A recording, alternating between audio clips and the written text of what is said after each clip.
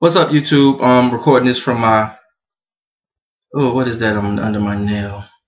Recording this from my laptop cam, so excuse the slowness. Um, just checking in to say how you doing. Hope you're having a fabulous day. It is Friday, and it is an absolutely beautiful day here in North Carolina. It's 80 degrees. The sun is shining. What is this under my nails? The sun is shining. Life is beautiful. And there you have it. I hope you're having a beautiful day as well. I'm not gonna get on here and talk your ear off, your head off, but you know, it's been a minute since I've been up on here. I haven't weighed in on the Whitney Houston Homegoing, which I thought was absolutely befitting the queen of pop, Whitney Houston. Her homegoing service was just, you know, if you're black, that's pretty much how we bury our people. We celebrate. We're singing them home to the Lord. So, you know, there will be tears, and there was tears, and you know, everybody's performances were great. BB and CC's was great. I thought that Kevin Costner's words were very moving, very touching, and sincere. I'm not going to talk about Bobby Brown, as I'm sure you probably would want me to. He's irrelevant to me at this point.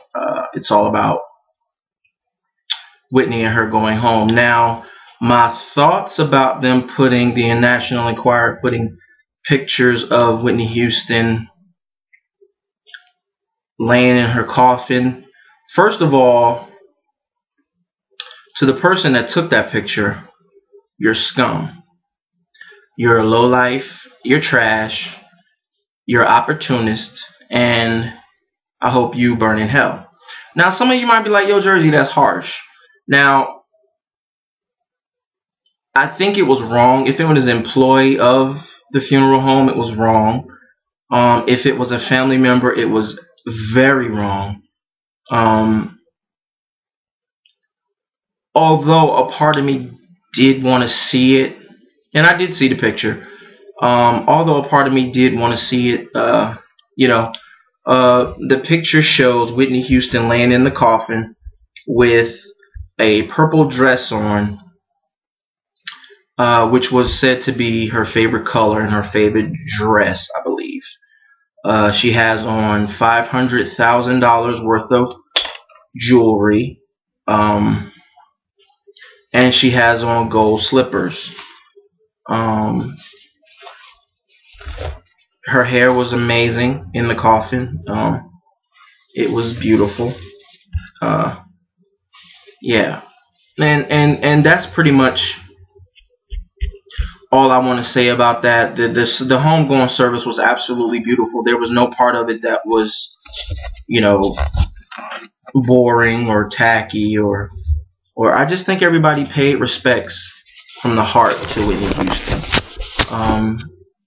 And it was from the heart. It was heartfelt.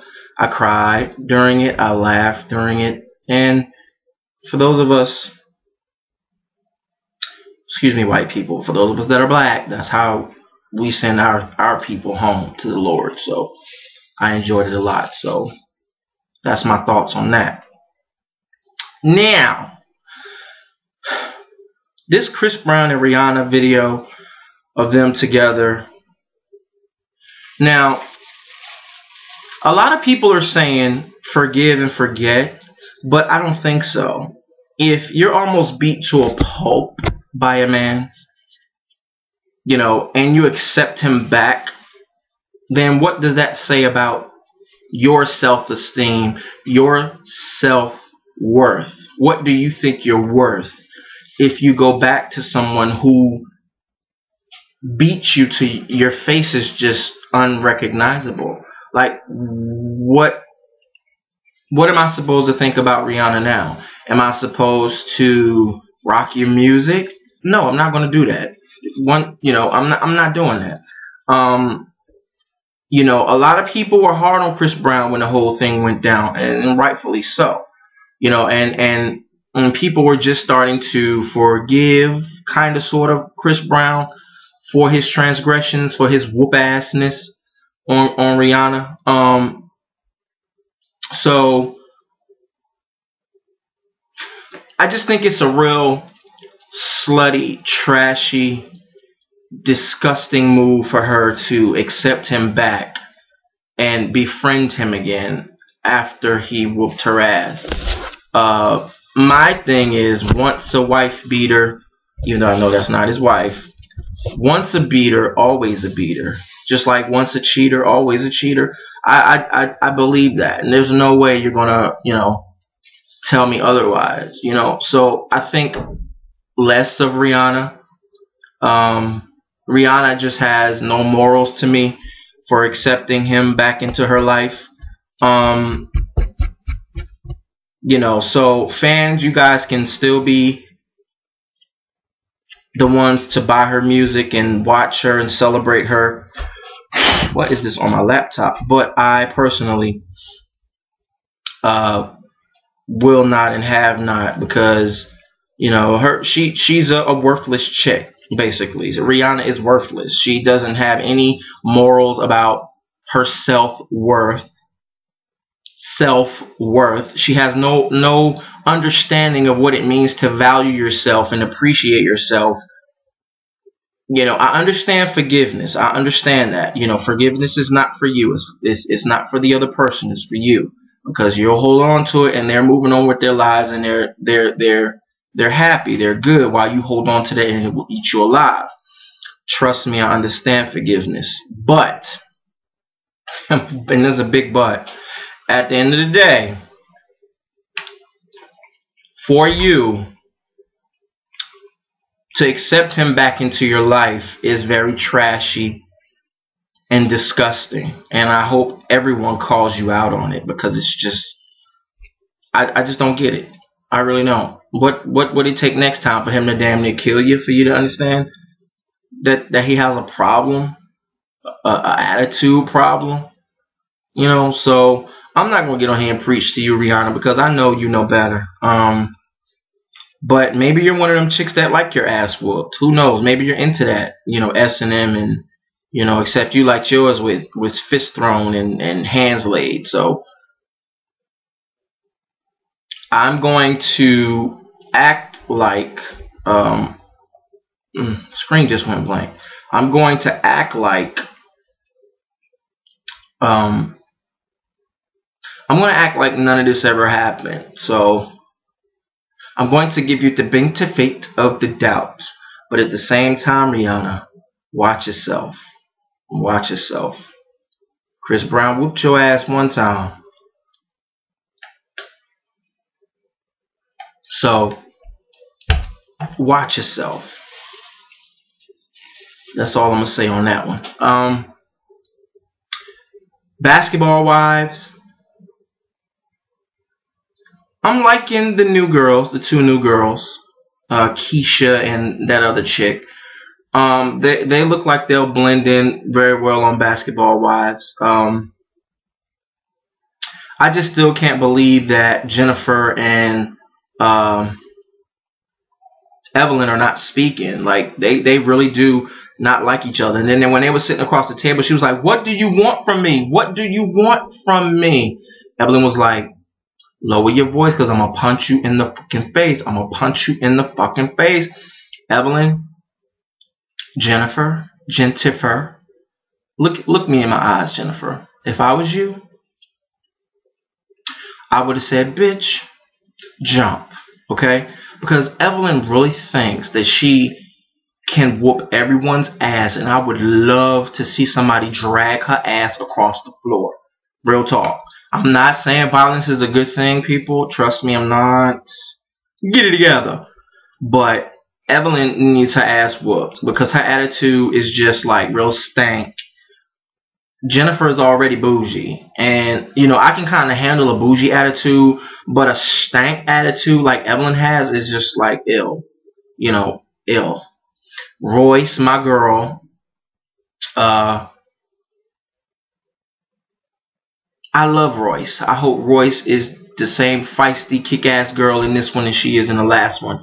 And Susie is just like her name, Susie. She's very Susie. And she's already starting off the season trying to be in the middle of everything. Spreading gossip, talking about this one with this one. Then when she gets with this one, talking about that one with that one. I'm like Royce. I don't trust Susie as far as I can throw her ass. Although Royce could probably throw Susie's ass very far. I do not trust Susie as far as I can throw her ass. Okay?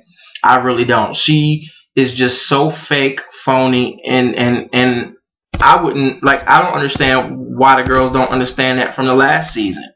The girl cannot be trusted. I'm sorry. Susie, you cannot be trusted. Get it together.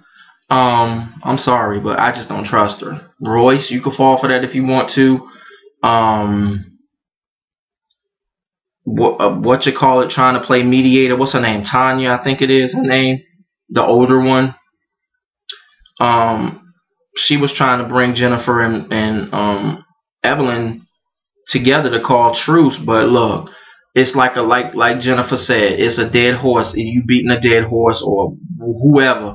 You beating a dead fucking horse. Why continue to try to be friends with somebody? And I kind of agree with Jennifer when she said we don't have to like each other, but we should respect each other. You know what I'm saying? And I totally agree with that. You know, they don't have to sit there and kiki and be bougie and like each other just for the show when we all know it's not real. So, you know, girls, it was a fabulous show. Fabulous, fabulous show.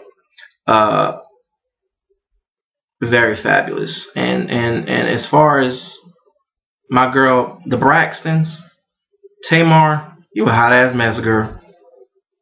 But you pulled it together though. Tamar really did beat herself up with the performance that she did at the Soul Train Awards, where she honored Gladys Knight. She really did beat herself up, and I don't see why. I know she's a perfectionist, especially when it comes to her craft. I can understand that. But I personally think you did a good job. I really do. Get your life, girl.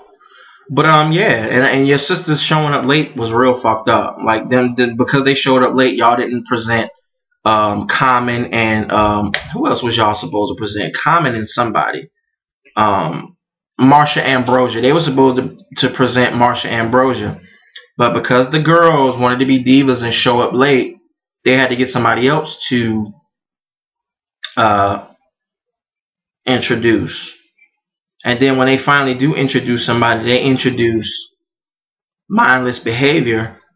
And everybody got to speak except one of them. What's that girl name? Y'all know who it is. I don't follow like that to know the names. Get it together. And she was heated about that. She was like, because Tamar said something off script, the teleprompter stopped and she didn't get a chance to get to her lines. She was understandably upset about that, you know. And then the part where Tamar had them all together and Tamar was trying to pour her heart out and let them know how she felt about her performance. Her sisters was paying her no mind. Her sisters and them was sitting there looking at, ooh, girl, how your hair today?